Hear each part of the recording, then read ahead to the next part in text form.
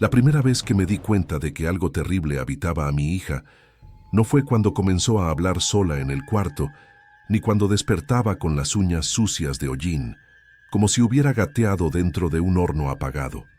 Fue esa mañana silenciosa, cuando la luz apenas entraba por las rendijas de la ventana, que la vi llevar una vela encendida hasta la boca con una calma absurda, como quien saborea un dulce prohibido. El brillo de la llama dibujó un reflejo amarillo en su rostro, un reflejo que no era humano, y antes de que pudiera gritar, simplemente inclinó el cuello y dejó que la llama desapareciera dentro de ella. El sonido no fue lo que esperaba. No hubo tos, ni ahogo, ni la desesperación natural de una niña de 9 años que acabara de tragarse fuego. Lo que escuché fue un chasquido leve, como madera quemándose, y el olor de cera derretida mezclado con su aliento. Cuando corrí a sostenerla, solo levantó los ojos hacia mí, ojos estáticos como si observaran algo detrás de mi hombro, y murmuró con una voz tan fría como el piso de ese invierno. Necesitaba alimentar la voz. No tuve fuerzas para preguntar qué voz era esa. Pasó los minutos siguientes con una tranquilidad que me desmontó. Se sentó en el piso de la cocina, se limpió la boca con el dorso de la mano y comenzó a dibujar círculos irregulares en el piso de madera, como si intentara repetir símbolos que no aprendimos en ningún lado. Sus dedos temblaban, pero el resto del cuerpo permanecía rígido, como si estuviera siendo guiada por algo que no formaba parte de ella. Intenté sostenerla, pero apartó mis manos con una fuerza que no correspondía con sus bracitos pequeños. Me miró nuevamente, esta vez con una sonrisa demasiado estrecha, y dijo: «Ella quiere más».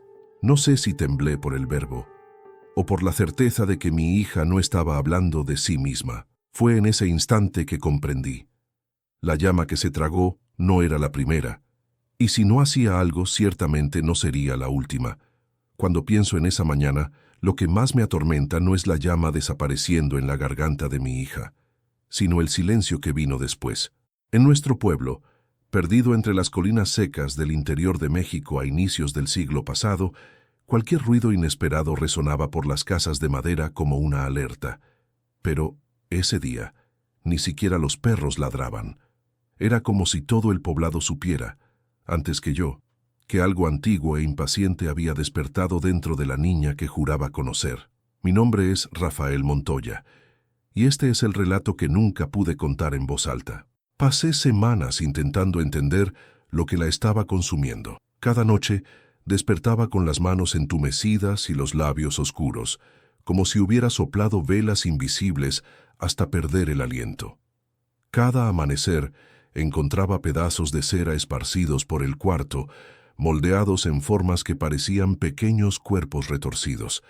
Intentaba encontrar explicaciones lógicas, pero su mirada, siempre fija, siempre adelantada algunos segundos del presente, me decía que todo ya estaba más allá de mí. Antes de continuar, comenta desde dónde estás viendo mi relato, deja tu like y suscríbete al canal. Necesito que este relato llegue a alguien que tal vez reconozca señales que ignoré demasiado pronto. Incluso con el miedo corroyéndome, intenté buscar ayuda entre los vecinos. Algunos decían que estaba tomada por el invierno, una expresión antigua de la región para niños que cargaban demasiadas sombras. Otros evitaban cruzar la mirada conmigo. Sabían que ciertas cosas, cuando se dicen, llaman a aquello que las escucha. Pero ninguno de ellos vio lo que yo vi cuando, cierta madrugada, la encontré sentada en el piso de la sala, rodeada por velas que no había encendido. Velas que aún así ardían. Hoy sé que todo comenzó mucho antes de que la primera llama desapareciera dentro de ella. Comenzó cuando empezó a platicar con alguien que nunca vi. Alguien que, según ella, vivía en la madera de nuestra propia casa. Desde la mañana en que mi hija se tragó la vela encendida, comencé a notar ruidos que antes jamás habían existido en nuestra casa. No eran chasquidos naturales de la madera antigua, ni el silbido del viento entrando por las rendijas. Eran respiraciones lentas, profundas, que parecían venir de dentro de las paredes. La primera vez que escuché, pensé que era la niña intentando calmarse en el cuarto, pero cuando entré para verificar, la encontré sentada en la cama, completamente inmóvil, con los ojos volteados hacia el zoclo de la pared, como si aguardara una respuesta de aquello que vivía ahí. Su silencio era tan absoluto que me di cuenta en ese momento. La respiración no venía de ella, venía de la casa, y se estaba volviendo más fuerte. Intenté fingir normalidad. Preparé el café de la mañana, puse leña en la estufa y abrí las ventanas para que el sol alejara aquello que temía, pero la luz no ayudó.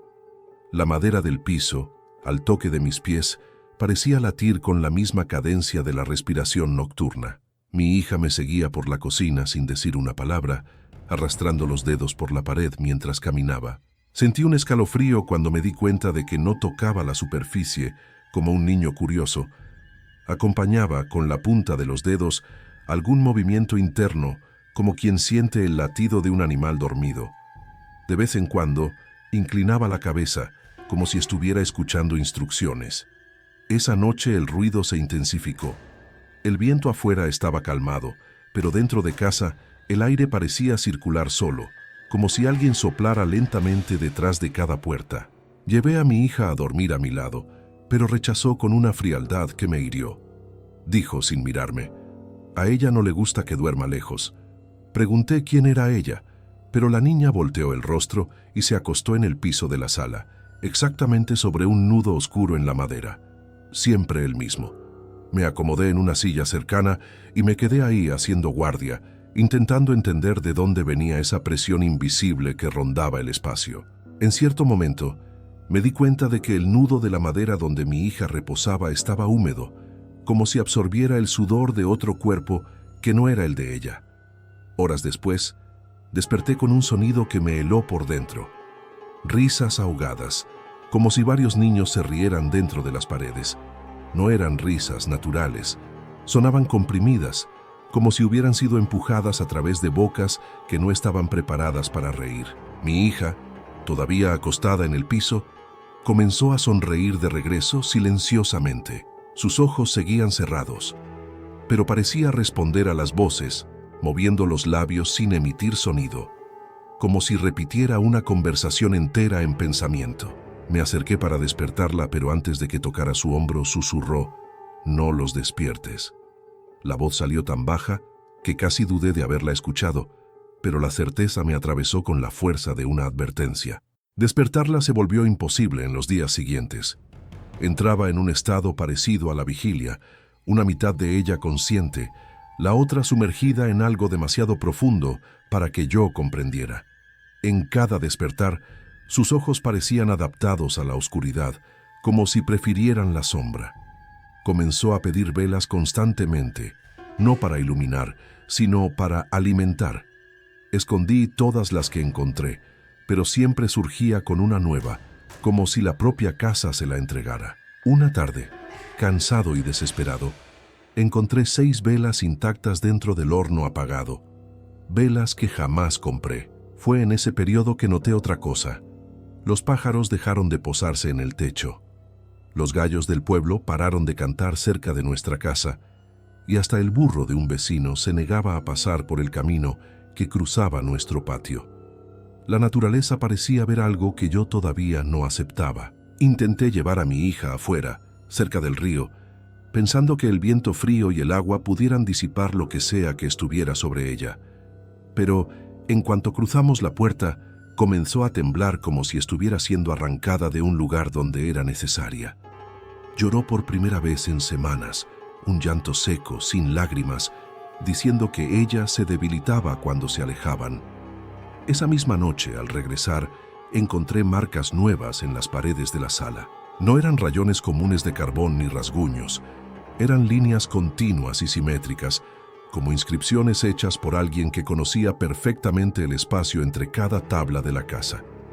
Pasé la mano sobre una de ellas y sentí un calor extraño, como si la madera hubiera sido trabajada recientemente.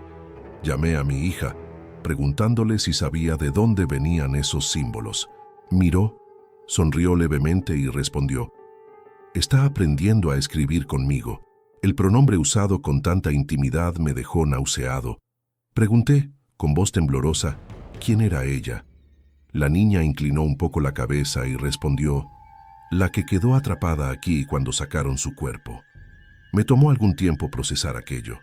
La historia del pueblo decía que, décadas antes, la casa donde vivíamos le había pertenecido a una mujer llamada Jacinta, cuya muerte nunca fue aclarada. Algunos decían que había desaparecido en el monte.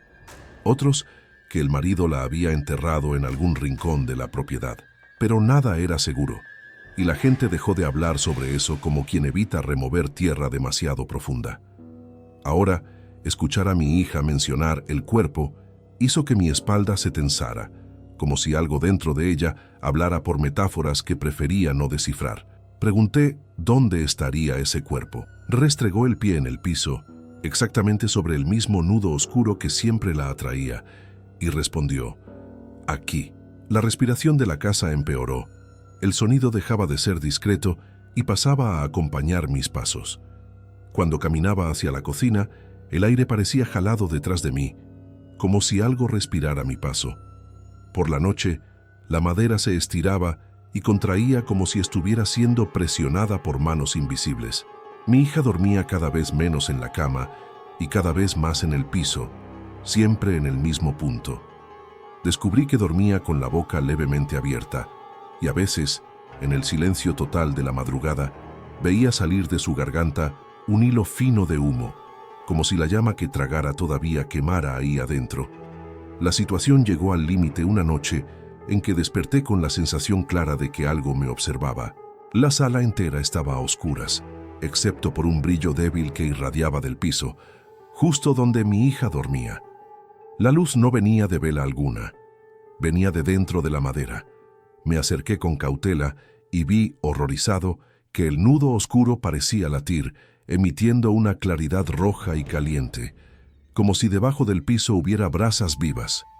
Mi hija estaba acostada sobre esa luz, sonriendo, con el rostro volteado hacia abajo, respirando en el mismo ritmo de la casa. Cuando intenté alejarla, volteó el rostro hacia mí y dijo con la voz de alguien mucho mayor: «No deberías tocar donde ella reposa». Me quedé congelado. La voz que salió del cuerpo de mi hija no era de ella. Era áspera, profunda, familiar de un modo que prefería olvidar. La misma voz que años antes había escuchado en rezos antiguos recitados por los más viejos de la región, cuando hablaban de almas que todavía buscaban cuerpos que les sirvieran de refugio. Mientras temblaba, incapaz de moverme, mi hija levantó la mano, tocó la superficie pulsante del piso y completó: «Ella despertó y quiere terminar lo que comenzó». Después de esa madrugada en que la luz roja latió bajo el cuerpo de mi hija, la casa pasó a comportarse como un organismo vivo. El aire dentro de ella parecía siempre más caliente que el aire del otro lado, incluso en invierno. Las paredes, antes secas y llenas de grietas, ahora quedaban constantemente húmedas, como si respiraran gotas de vapor. La madera crujía en intervalos regulares, casi rítmicos, como si algo bajo el piso estuviera retorciéndose en busca de espacio. Y mi hija, Dios sabe en qué se convertía, caminaba por la casa como si estuviera escuchando instrucciones de alguien que solo ella podía oír. Ciertas noches, la observaba deslizar los dedos por el zoclo y fruncir el ceño, como si estuviera intentando descifrar una voz atrapada detrás de la madera. La sensación de que ya no era el único padre en esa casa comenzó a corroerme por dentro. Intenté buscar respuestas entre los habitantes más viejos del pueblo, aquellos que todavía recordaban las historias que nadie se atrevía a repetir. Visité a don Evaristo, un hombre de 80 años que pasaba el día sentado en el portal, afilando cuchillos que nunca usaba. Cuando mencioné el nombre Jacinta, su expresión cambió. Los dedos temblorosos dejaron de trabajar y me encaró como quien ve a un hombre a punto de cavar su propia tumba. Dijo que la mujer no había desaparecido, había sido silenciada. El marido, un carpintero obsesivo, habría enloquecido después de escuchar voces viniendo de las vigas de la casa que él mismo construyera. Creía que algo vivía en la madera, algo que lo llamaba por su nombre. En una noche de tormenta, según Evaristo, los vecinos escucharon gritos, pero nadie salió a ayudar. A la mañana siguiente, Jacinta había desaparecido y el carpintero juraba que ella había aprendido el idioma de la casa. El viejo me dijo aquello con un susurro áspero y una mirada que me imploraba irme antes de que fuera demasiado tarde. A partir de ese día, comencé a notar que las marcas en la pared se multiplicaban. No eran garabatos hechos por niño, eran inscripciones alineadas con una precisión perturbadora, trazos curvos que se conectaban a otros, formando dibujos que parecían nudos de madera abriéndose, como si la casa estuviera intentando imitar la caligrafía humana. Mi hija observaba esos símbolos con fascinación, pasando horas sentada frente a ellos, murmurando palabras que no pertenecían a ningún idioma de la región. Cuando pregunté qué decía, respondió con firmeza: «Me está enseñando a hablar como ella». Cada vez que usaba el pronombre ella, algo dentro de mí se apretaba, como si una cuerda invisible estuviera lentamente jalándome hacia dentro de esa historia. Fue entonces que noté otro cambio. Los objetos comenzaron a desaparecer. Cositas al principio, una cuchara de madera, un hilo de estambre, un botón caído de la ropa de la niña. Pensé que estaba escondiendo, pero un día al revisar la casa entera, encontré todo apilado debajo de su cama, objetos ordenados en círculo perfecto, con la precisión de un ritual. En el centro del círculo había una vela apagada, no una vela que yo hubiera comprado, sino una hecha de cera gruesa, oscura, con una torsión irregular que parecía hecha por manos desesperadas. Cuando la toqué, sentí un calor inquietante, como si hubiera sido moldeada recientemente. Mi hija apareció detrás de mí y dijo con una sonrisa vacía: «Ella necesita esto para recordar el cuerpo». Pasé la noche despierto, vigilando cada sonido. Alrededor de la medianoche, escuché pasos arrastrados en el pasillo. Me levanté con el corazón acelerado y encontré a mi hija parada frente a la puerta de la cocina, de espaldas a mí. Sus hombros subían y bajaban en un ritmo lento, como si estuviera respirando profundamente, pero la respiración no era de ella, era idéntica a aquella que había escuchado saliendo de las paredes. Cuando toqué su hombro, se volteó despacio. Sus ojos, que antes tenían el brillo curioso de un niño, estaban ahora opacos, como madera envejecida. Susurró: «Está despertando más rápido de lo que debía». Pregunté qué significaba eso, pero la niña solo señaló el piso. Ahí entre las tablas, una línea fina de polvo se movía sola, abriéndose como si algo estuviera cavando de adentro hacia afuera. En los días siguientes, la casa comenzó a exhalar un olor fuerte de madera quemada mezclado con tierra mojada.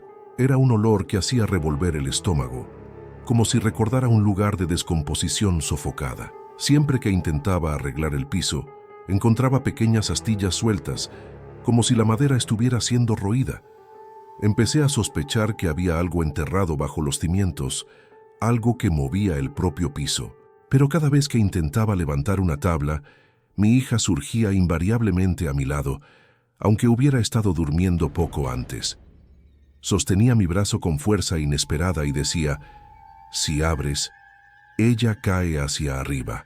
La frase me confundió, pero su repetición constante hizo que mi piel se erizara como si hubiera escuchado una advertencia viniendo de una tumba. Las noches comenzaron a volverse más largas. A veces, el humo saliendo de la boca de mi hija se intensificaba, formando pequeñas espirales que subían hasta el techo antes de desaparecer. Otras veces, la encontraba sentada en la oscuridad absoluta, mirando fijamente el rincón donde la luz nunca llegaba, como si contemplara un rostro. Cierta madrugada desperté con el sonido de pasos ligeros y encontré a la niña en la sala, rodeada por velas encendidas que estaba seguro de haber escondido. Tenía las manos sucias de tierra y sostenía algo pequeño, un pedazo de tela antigua, endurecida por el tiempo. En su rostro había una sonrisa vacilante, como si estuviera orgullosa. Pregunté de dónde había sacado aquello. Respondió: «Ella recordó dónde estaba». Mi desesperación me llevó a algo que no debería haber hecho. Decidí llamar al sacerdote del pueblo, Padre Silvino, un hombre seco, de hablar duro, que rara vez se dejaba involucrar en supersticiones locales. Cuando le conté todo, me miró con una mezcla de lástima e irritación. Dijo que los niños son frágiles, que su imaginación puede crear monstruos donde no existe nada. Pero cuando pisó dentro de mi casa, su rostro palideció. Pasó los dedos sobre los símbolos en la pared y retrocedió como si se hubiera quemado. Murmuró oraciones rápidas y pidió ver a mi hija. Cuando ella se acercó, el sacerdote intentó tocar su frente, pero dio un salto hacia atrás cuando la niña exhaló ese fino humo por la boca. No dijo palabra, solo se volteó hacia mí y habló: «Cierra el piso antes de que ella logre terminar».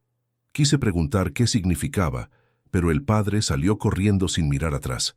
Fue solamente cuando me quedé solo con mi hija esa noche que entendí parte de lo que el sacerdote temía.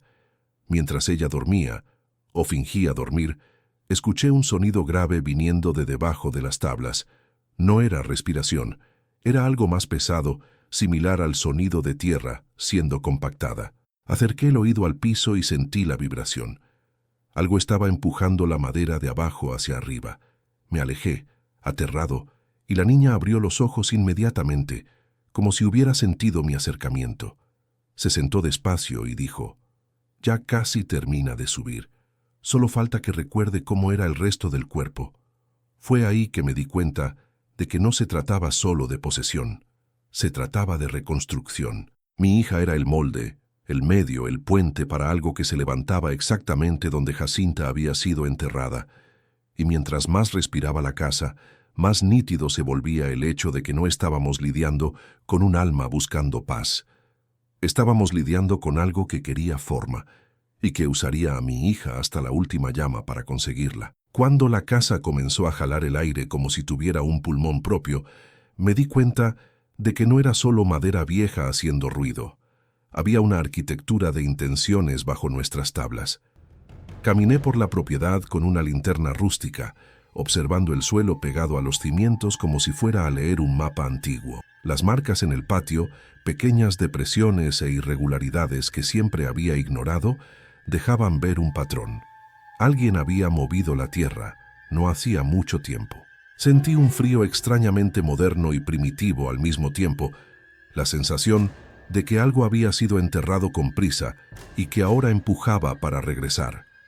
Por la noche, cuando la respiración de la casa aumentaba, noté que el sonido se reflejaba con el latir de un corazón distante. Dejaba una reverberación que me seguía incluso cuando salía a la calle desierta del pueblo. Fui a buscar registros antiguos en el único lugar que todavía guardaba pedazos del pasado, la escuela abandonada, donde don Evaristo guardaba cuadernos y recortes. Entre páginas amarillentas encontré referencias a Jacinta, una mujer que, según notas garabateadas por manos anónimas, había comenzado a hablar de voces en la madera meses antes de desaparecer. Había menciones a un conflicto con el marido carpintero, la obsesión de él en corregir rechinidos y nudos, golpeando vigas, perforando maderas donde supuestamente algo murmuraba.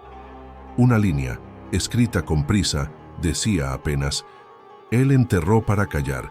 Enterrar no es sofocar, es dar refugio». La frase me persiguió, y en el silencio de la noche parecía ganar sentido macabro.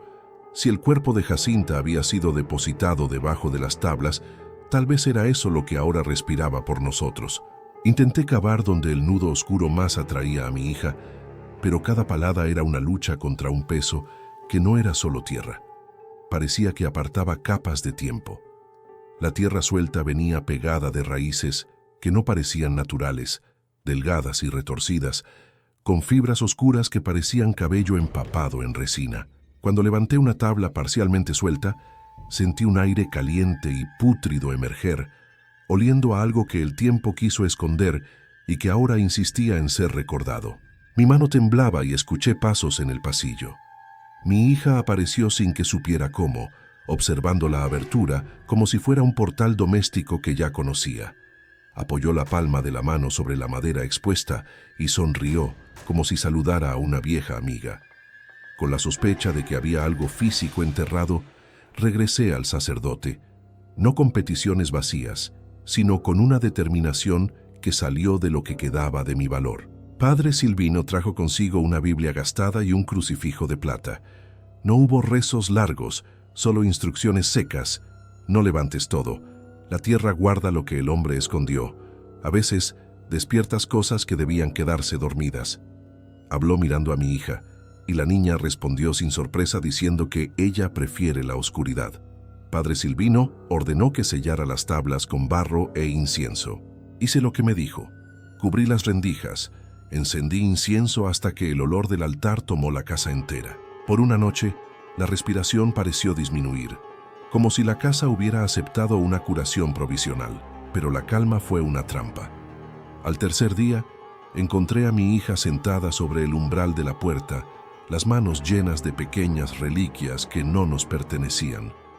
Retazos de tela antigua, clavos corroídos, fragmentos de madera trabajada con habilidad femenina. Dijo que ella había recordado piezas que faltaban para armar un cuerpo. La idea de que se trataba de reconstrucción, piezas, recuerdos, formas, carcomió lo poco de lógica que me quedaba. En sueños, veía la madera del piso abrirse en piezas que se reacomodaban, formando algo que la mirada humana no descifraba de primera. Había una geometría antigua ahí, un lenguaje de uniones y ensambles, y mi hija era quien traducía las órdenes. Los vecinos comenzaron a alejarse, no por superstición pura, sino por una prudencia antigua que aprendí demasiado tarde a respetar. El comercio central dejó de recibir mi mirada. Las ventanas que antes me observaban ahora se cerraban con rapidez cuando me acercaba. Cierta mañana encontré una piedra con señales grabadas, puesta sobre el umbral de la puerta como ofrenda o advertencia. Alguien en secreto había marcado ese espacio con palabras que no sabía leer, y aún así sentí el mensaje: déjala dormir. Llevé la piedra al padre, que frunció el ceño y murmuró algo sobre pactos viejos. Nadie movería la piedra sin pagar un precio. Nadie iba a meter manos si los muertos reclamaban. Había, de forma amarga, un consenso silencioso. Algunas cosas la comunidad preservaba por miedo. En casa, mi hija comenzó a hablar con nombres que parecían latentes, como si surgieran debajo de la lengua. Llamaba Jacinta, como quien llama a una madre ausente, pero a veces decía nombres que no pertenecían a nuestro idioma. Sílabas ásperas y largas, como si fuera una oración que atravesara el tiempo. En sus palabras había detalles de un cuerpo que no conocía, cicatrices, costuras, olores. Describió una noche como si fuera un recuerdo transmitido, que ella gustaba de tela rayada y del ruido de agujas golpeando madera. La precisión de las descripciones me hizo creer que, lejos de inventar, mi hija estaba traduciendo memorias de algo que realmente había vivido. La tensión llegó a un pico cuando, durante la madrugada, la casa produjo un sonido que más bien parecía un gemido metálico. Corrí al espacio donde mi hija dormía y la encontré sentada con los ojos abiertos, vibrando como si un motor antiguo intentara encender dentro de ella. Por primera vez, vi algo que me hizo querer llorar de rabia. Pequeñas fisuras en el piso, alineadas como suturas, se estaban abriendo. Entre las rendijas una sustancia oscura se derramaba. No tierra, no madera, sino algo que parecía resina envejecida y sangre seca reunidas. Toqué con la punta del dedo y retiré la mano, sintiendo una repulsión que tenía más que ver con conocimiento ancestral que con olfato. Mi hija sonrió al piso, tocó las fisuras y murmuró: cose desde adentro. Así recuerda dónde cabe cada dolor. Fue entonces que comprendí la verdadera naturaleza del peligro. No era solo una entidad queriendo poseer, era un proyecto de reconstitución. La casa, la madera, la tierra y las memorias de Jacinta estaban siendo usadas como materia prima para devolver forma a algo que había sido fragmentado. Mi hija era un instrumento vivo, una llave que permitía que la casa encontrara cada pieza olvidada y la uniera. Cada vela que pedía, cada objeto enterrado que reaparecía, formaba parte de un ritual de construcción que no buscaba solamente habitar, sino completar un cuerpo entero. Desesperado pensé en partir, en llevar a mi hija lejos de esas tablas que respiraban, lejos de las voces y del piso que se cosía. Pero me di cuenta de que el mal no estaba solo en las paredes, estaba dentro de ella, como una cosecha que ya había germinado. Cuando intenté cargarla para huir, resistió con una fuerza que me tiró. Me miró con la calma de quien conoce el final de una historia y dijo, en un susurro que no era solo de ella: si me llevas, ella pierde las piezas. Vi entonces con claridad cortante la verdad. Lo que yo llamaba casa estaba siendo reconstruido con mi hija como molde, y no sabía si arrancarla de ahí era liberación o si sería romper la última línea que mantenía al resto del pueblo lejos de lo que había debajo. En los días que siguieron, me di cuenta de que la casa ya no se contentaba solo con respirar. Imitaba sonidos. Al principio eran ecos suaves, una puerta rechinando cuando ninguna puerta había sido tocada, pasos sutiles hacia la cocina, incluso cuando mi hija estaba conmigo en la sala. Pero pronto la imitación se volvió más atrevida. Cierta mañana, mientras preparaba pan, escuché la voz de mi difunta madre llamando mi nombre en el pasillo. La entonación era perfecta, hasta el leve temblor de la R que siempre había tenido. Cuando me volteé, encontré el pasillo vacío, pero la madera de la pared parecía vibrar como cuerda a punto de romperse. Mi hija, sentada en la mesa, levantó los ojos y dijo con naturalidad aterradora: «Aprende rápido, así es como prueba las máscaras». El término me golpeó como látigo. Máscaras implican intención, implican sustitución. Esa tarde decidí observar a mi hija sin que se diera cuenta. Noté algo que me heló. Parecía medir cada mínimo ruido de la casa, inclinando la cabeza como animal atento. A veces repetía bajito el sonido que acababa de escuchar, como si fuera un idioma nuevo intentando ser pronunciado correctamente. Lo que me destruyó fue que, en cierto momento, habló con la voz exacta de mi esposa muerta hacía 3 años, voz que mi hija apenas recordaba. Era como si ella, Jacinta, hubiera jalado de la madera un recuerdo que ni yo sabía que todavía vibraba en el aire. Mi hija volteó el rostro hacia mí y, imitando la voz de su madre, susurró: «Rafa, regresa a la cama. Hace frío». Dejé caer todo al piso. Mi hija se rió con su propia voz, pero sus ojos permanecían distantes, como si otra persona hubiera probado el sonido a través de ella. La situación empeoró esa misma noche. La casa no solo imitaba voces, comenzó a imitar movimientos. Mientras dormía en la silla, mi hija se levantó sin hacer ruido y fue hasta la pared más antigua, donde la madera tenía marcas de hacha. No sabía que estaba despierto hasta escuchar el primer chasquido. Pasó la mano por la superficie, como quien busca un pulso, y la madera respondió. No como madera, sino como piel siendo tocada. Las fibras se contrajeron bajo su toque, y una línea fina, casi imperceptible, comenzó a abrirse, como si una boca sin dientes intentara formar palabras. El sonido que salió de esa abertura no era humano, era grave, irregular, como si algo estuviera arrastrando la propia lengua para aprender a hablar. Mi hija recargó el rostro en esa abertura y murmuró: «¿Quiere ver cómo es estar de este lado?». Fui hasta ella y la arrastré lejos de la pared, pero su piel parecía más fría que cuando había enfermado años antes. No resistió. Solo me miró con serenidad, como alguien que comprende el dolor inevitable de otra persona. «Siempre tuviste miedo de la oscuridad, papá», dijo. Ella no. Esa frase, dicha con tanta calma, hizo que mi estómago cayera. Era como si mi hija estuviera parcialmente presente, pero con acceso a memorias que no le pertenecían. Como si compartiera la cabeza con alguien que jamás debería haber tenido otra oportunidad de habitar cuerpo alguno. Intenté nuevamente buscar ayuda, esta vez con la parte más supersticiosa del pueblo. Personas que, a pesar de temer el tema, todavía creían que ciertos males solo serían vencidos con herramientas antiguas. Una de las mujeres más viejas, doña Carmelita, me recibió en el portal sosteniendo una rama de ruda como si fuera un arma. Cuando le conté lo que pasaba, no interrumpió, pero sus ojos se entrecerraron al escuchar el nombre Jacinta. Dijo que su marido, antes de morir, había confesado haber visto algo extraño cierta noche. El carpintero, enloquecido, cargando un cuerpo envuelto en lona hacia adentro de la casa que él mismo construyera.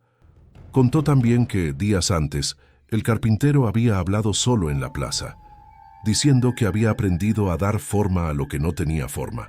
Eso me carcomió de una manera nueva. No solo Jacinta había sido enterrada ahí, sino tal vez alterada, moldeada, transformada en algo que ya no pertenecía al reino de los muertos, pero tampoco pertenecía a los vivos. Regresé a casa con una mezcla de desesperación y convicción. Necesitaba abrir el piso, saber qué estaba debajo, saber si el cuerpo o lo que quedaba de él todavía tenía forma. Pero la casa parecía percibir mi intención. Cada vez que me acercaba a la tabla correcta, aquella que latía bajo mi pie como si hubiera un corazón allá abajo, mi hija surgía detrás de mí, silenciosa como sombra. En uno de esos momentos, sostuvo mi muñeca con una fuerza que casi dislocó mis dedos. No gritó, no lloró, solo dijo sin emoción: «Si abres ahora, ella sube sin rostro. Necesita el mío». Me dejé caer sentado. La noción de que mi hija estaba siendo preparada para servir de superficie, para ser vestida, llenó mi pecho de una angustia tan profunda que por un segundo perdí el aire. En la madrugada siguiente, desperté con un olor intrusivo, el olor de vela quemada y cabello tostado. Corrí al cuarto y encontré a mi hija sentada frente al espejo, sosteniendo una vela encendida frente a su propio rostro.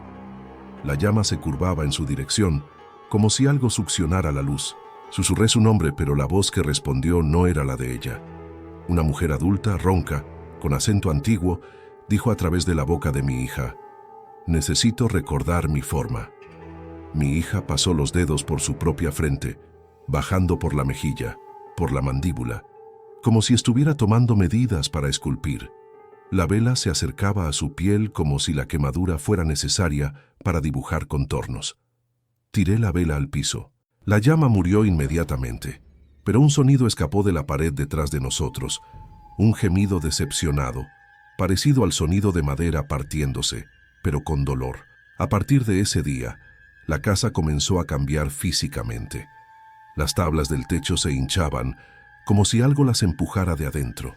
Las varillas de la ventana se arqueaban, intentando abrir espacios por donde aire ninguno entraba. La puerta del frente, una vez pesada y firme, comenzó a vibrar durante la madrugada, como si alguien recargara la cabeza del otro lado, respirando. Un vecino reportó haber visto, del lado de afuera, la estructura de la casa moverse sutilmente, como si se hinchara y volviera a lo normal, la respiración volviéndose visible.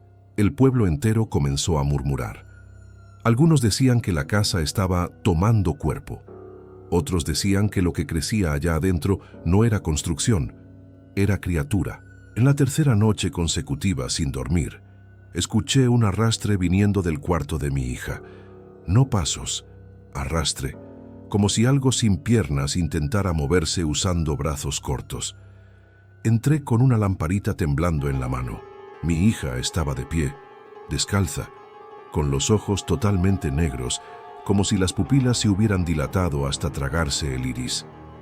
No parpadeaba. Detrás de ella, la pared estaba abierta, no rota, abierta, como si alguien hubiera jalado las tablas hacia adentro, dejando un hueco estrecho. Dentro de ese hueco, vi hilos de cabello, largos, atrapados entre grietas de la madera. Mi hija se volteó lentamente y dijo: «Encontró lo que faltaba. Ahora solo necesita la piel».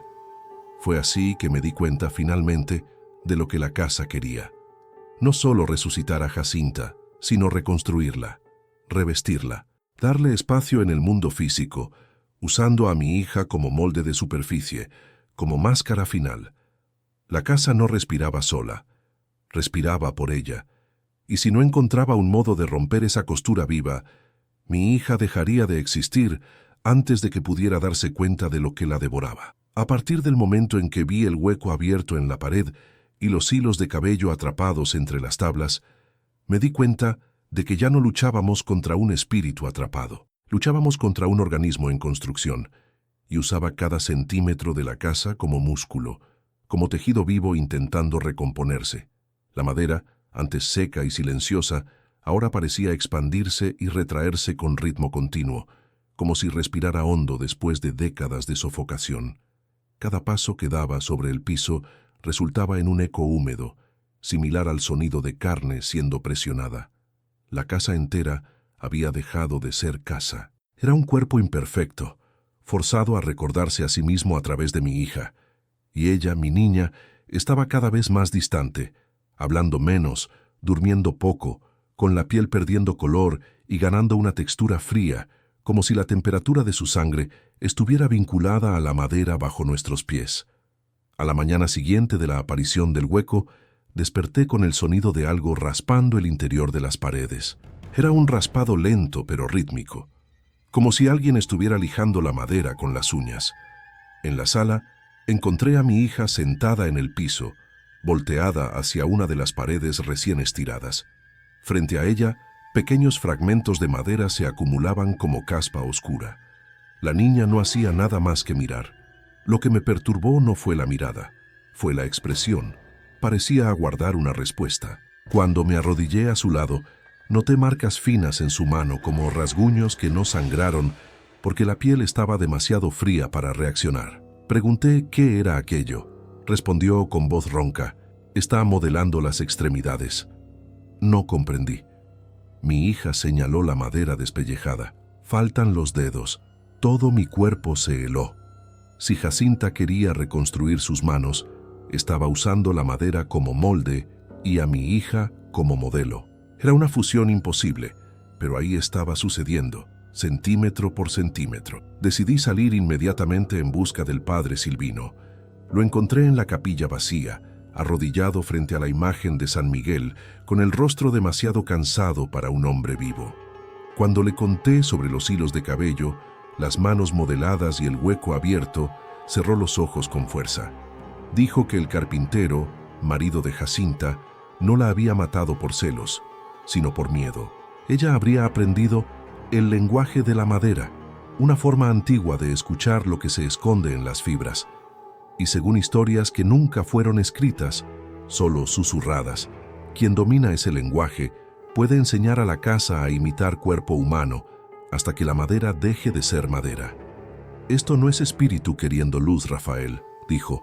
«Esto es materia queriendo carne». Pidió que llevara a mi hija para un ritual de expulsión, pero cuando intenté llevarla, descubrí que simplemente no podía atravesar la puerta del frente. Su cuerpo se ponía rígido, como si hilos invisibles la mantuvieran conectada al piso. Fue ahí que entendí. La casa no permitiría que se alejara porque todavía la necesitaba. Por la tarde me senté en el piso de la sala para observar la madera. Quería comprender el patrón, la lógica, cualquier cosa que me indicara qué parte del cuerpo Jacinta intentaba reconstruir ahora. Fue entonces que noté algo nuevo. Pequeñas elevaciones simétricas surgiendo en el zoclo, como protuberancias redondeadas. Pasé el dedo por una de ellas y casi vomito. La madera estaba caliente, caliente como piel febril. Retiré la mano instintivamente. Ese calor no era natural. Venía de adentro como si hubiera circulación. Mi hija se acercó despacio y recargó el rostro en la protuberancia, cerrando los ojos. «Está recordando las rodillas», dijo. La voz de la niña salió sin emoción. «Las rodillas». La casa estaba literalmente moldeando articulaciones. Mi corazón latió tan fuerte que sentí que la garganta se cerraba. El proceso estaba acelerando. No sabíamos cuánto tiempo faltaba hasta completar la forma. Esa noche, mientras intentaba permanecer despierto, sentí que la casa vibraba, no como antes. Era una vibración grave, casi sonora, como si toda la fundación estuviera recibiendo golpes de adentro. Corrí al cuarto de la niña y la encontré de pie con los brazos extendidos como si fuera conducida. Sus pies estaban sobre la tabla principal, aquella donde todo comenzara. La madera bajo sus pies latía y algo comenzó a emerger entre las rendijas. Lentamente, como si el suelo estuviera empujando un objeto olvidado, surgió un fragmento de tela vieja, doblada, amarilla de tiempo. Mi hija no tocó, pero sonrió con extraña nostalgia. Tomé la tela con un pañuelo. No quería tocar directamente, y noté pequeñas costuras a mano, tan delicadas que solo podrían haber pertenecido a una mujer que cosía por necesidad y orgullo. Reconocí el patrón inmediatamente. Evaristo había mencionado que Jacinta era costurera. La casa estaba devolviendo partes de ella, fragmentos que estaban atrapados para recordar la forma completa. Pero faltaba algo fundamental: el rostro. La casa todavía no había encontrado el rostro. Fue entonces que descubrí cómo pretendía obtenerlo. En la madrugada siguiente, Desperté con un sonido que nunca olvidaré. Madera cantando. No era rechinido, era canto, una melodía baja, trémula, formada por vibraciones que escurrían por las paredes. Seguí el sonido hasta el cuarto de mi hija. El espejo agrietado vibraba, y frente a él, la niña pasaba las manos sobre su propio rostro, como si estuviera moldeando arcilla invisible. Las sombras de la casa se proyectaban a su alrededor de forma anormal, alargadas, unidas. Decía repetidamente en tono suave, así es, más cerca. Cuando intenté alejarla, se volteó con movimientos bruscos y una voz que no era de ella dijo firme, ella necesita mi rostro para recordar el suyo. La verdad cayó sobre mí con peso mortal. Jacinta no buscaba solo un cuerpo, buscaba un rostro para vestirse, y mi hija era el molde. Aterrado, decidí destruir el espejo. Tomé un pedazo de madera y golpeé el vidrio con toda mi fuerza. Instantáneamente, la casa reaccionó. Las paredes se estremecieron violentamente, como si hubieran sentido dolor real. Mi hija gritó. No un grito humano, sino un sonido rasgado, profundo, que reverberó dentro de las paredes como respuesta. La madera se contrajo, formando grietas que se extendieron por el techo. Parecía que la casa entera estaba a punto de derrumbarse sobre nosotros. Entonces, en el silencio que siguió, la niña cayó de rodillas y comenzó a llorar por primera vez desde el inicio. Pero el llanto no produjo lágrimas. Produjo humo. Sentí que el aire se ponía pesado y por un instante pensé que se estaba muriendo. Pero cuando la sostuve, murmuró, «Está furiosa. Ahora va a querer tomar sin pedir». En los días siguientes, cada rincón de la casa parecía atento a mí. Las tablas crujían cuando pasaba, como si alguien golpeara discretamente para avisar de mi movimiento. Los objetos cambiaban de lugar. La lamparita que dejé en la mesa apareció colgada del techo, sostenida por raíces. La cubeta de agua desapareció y fue encontrada en el desván, derramada. La casa estaba reorganizando sus espacios, tal vez preparando el escenario final. La respiración se intensificó, larga y profunda, como si el cuerpo que crecía bajo nosotros estuviera ensayando movimientos. Mi hija comenzó a perder peso rápidamente y su piel parecía demasiado pálida, como si la sangre estuviera siendo jalada hacia algún lugar que no era el de ella. Intenté alimentarla, pero rechazaba todo. Solo decía, ya casi está lista. El clímax llegó cuando escuché, cierta noche, un sonido que nunca debería haber existido en ese lugar.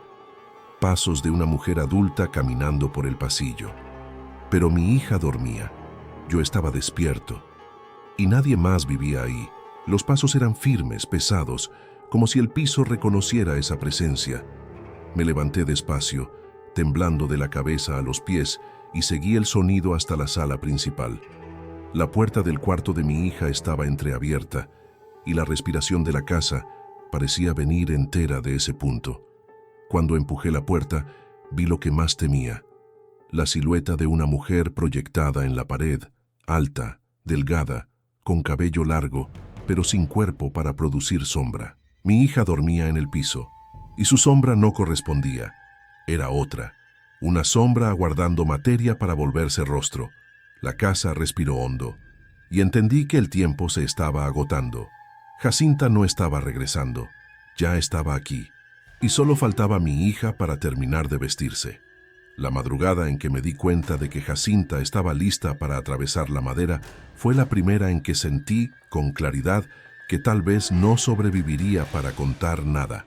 La casa entera parecía concentrar energía en el piso central, como si el suelo estuviera a punto de parir algo que no debería existir sobre la tierra. Mientras caminaba, cada tabla vibraba bajo mis pies, no como madera reaccionando al peso, sino como músculo contrayéndose por reflejo. Me senté en el piso de la sala con las manos temblando y me di cuenta de que el silencio allá afuera era absoluto. Ningún animal, ninguna brisa, ningún grillo. Era como si el mundo estuviera conteniendo la respiración para no interferir en lo que estaba a punto de suceder. Y en medio de ese silencio, mi hija, acostada en el rincón, abrió los ojos despacio, con la calma de alguien que ya vio el futuro. Va a subir hoy, dijo. El tono no era de advertencia, era de certeza.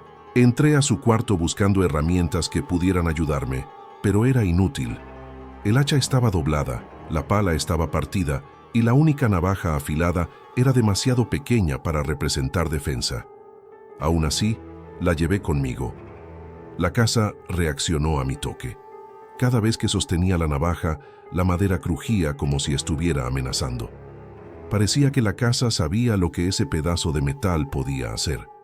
Mi hija me llamó del pasillo. Cuando me volteé, estaba de pie, apoyada en la pared, pero la pared parecía haber creado una forma sutil alrededor de su espalda, como brazos invisibles sosteniéndola de pie. «No quiere que me caiga», murmuró. «Necesita que esté entera». La idea de que Jacinta cuidaba la integridad del cuerpo de mi hija para completarlo me quitó el aire. La casa estaba protegiendo a la niña, pero no por amor, por necesidad. Fue en ese momento que el primer sonido vino de debajo del piso. Un chasquido profundo, seguido de otro, y más otro, como si articulaciones humanas estuvieran siendo reencajadas después de décadas enterradas. Corrí al centro de la sala y las tablas comenzaron a levantarse, centímetro por centímetro, bajo fuerza que no tenía relación con viento, calor o estructura. La madera parecía empujada por brazos que jamás fueron hechos de hueso. La lamparita osciló. Mis manos sudaban tanto que casi dejé caer la navaja. Cuando la primera rendija se abrió completamente, el olor que escapó no era de muerte. Era peor. Era el olor de algo que nunca debería haber tenido olor. Madera que se mezcló con sangre, tierra que absorbió memoria, tela que fermentó entre raíces. Mi hija se acercó y susurró: «Va a tomar lo que falta». La rendija se abrió aún más. Algo comenzó a aparecer. No era cuerpo todavía. Era conjunto de partes que parecían haber sido reconstruidas por la casa, como si la madera hubiera memorizado la posición de los miembros. Vi algo similar a un brazo formado de fibras rígidas, cubierto parcialmente por tela antigua, que se había pegado en nudos y rendijas. El brazo no se movía como miembro humano, se doblaba hacia adentro, como herramienta buscando encaje. Con cada movimiento, el piso se contraía. Pedazos de madera crujían, cediendo espacio para aquella forma primaria.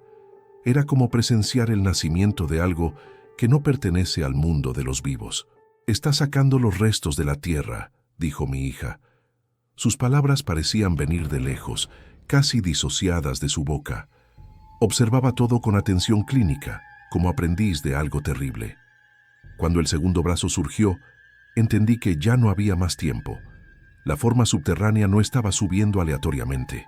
Estaba escalando. Los movimientos eran calculados, como alguien subiendo por dentro de un pozo estrecho. Y cuando una parte del rostro apareció, me di cuenta de que no era mi pesadilla exagerando. La casa realmente había moldeado la mitad superior de una cara, no carne viva, sino una mezcla de madera, tierra y tela. Los ojos eran huecos vacíos, pero profundos. Aquello no era un fantasma, era un cuerpo en fase de reconstitución. Mi hija dio un paso hacia adelante, como si fuera a recibirlo. Agarré su brazo con fuerza, pero no hizo resistencia. Solo dijo: «No puedes sacarla de aquí. Está cansada de ser solo madera». Entonces escuché la voz, baja, raspada, femenina, viniendo de dentro de la tierra. Era la primera vez que Jacinta hablaba directamente. La voz parecía arrastrar sílabas que antes nunca tuvieron sonido. «Falta la superficie». Cuando escuché la última palabra, me di cuenta del horror completo. La superficie era el rostro. El rostro era mi hija. El cuerpo subterráneo comenzaría a sustituir parte por parte hasta vestir a la niña como máscara final. La casa produjo un chasquido tan fuerte que grietas se esparcieron por el techo. La estructura entera parecía latir con la llegada inminente del cuerpo incompleto. Y mi hija, extasiada, extendió las dos manos hacia el agujero. Corrí, no pensé. Solo corrí hasta ella, la jalé hacia atrás y la lancé contra la pared opuesta. La casa reaccionó inmediatamente.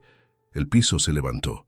La pared detrás de mí se cerró como costura viva y el cuerpo allá abajo aceleró la subida, como si hubiera sentido urgencia. Grité el nombre de la niña, no el de Jacinta, y por un segundo la niña parpadeó. El primer parpadeo consciente en días. Era mi única oportunidad. Usé la navaja para golpear la tabla central. La madera gritó. ¡Sí!, gritó, un grito humano viniendo de dentro de la casa, reverberando por paredes y ventanas. La forma subterránea retrocedió algunos centímetros, pero el sonido hizo que mi hija se derrumbara, como si la navaja la hubiera alcanzado también. Corrí hasta ella. Su rostro estaba pálido, pero la respiración débil todavía existía. Necesitaba decidir. Continuar golpeando hasta destruir el paso y tal vez matar a mi hija en el proceso, o permitir que Jacinta tomara su cuerpo para completarse. Estaba a punto de hacer la elección imposible cuando la casa tomó la decisión por mí. El piso se levantó de una vez, creando una abertura enorme. Las tablas alrededor se distorsionaron, formando un arco grotesco. La forma subterránea se levantó casi entera. Ahora veía algo más. Hilos de cabello originales mezclados con la madera, como si el cadáver se hubiera fundido con las fibras.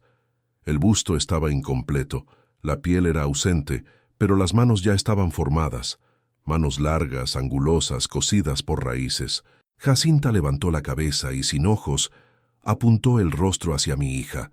Todo su cuerpo ansiaba la superficie final. La casa respiró hondo, en una inhalación tan profunda que parecía succionar el aire del mundo allá afuera.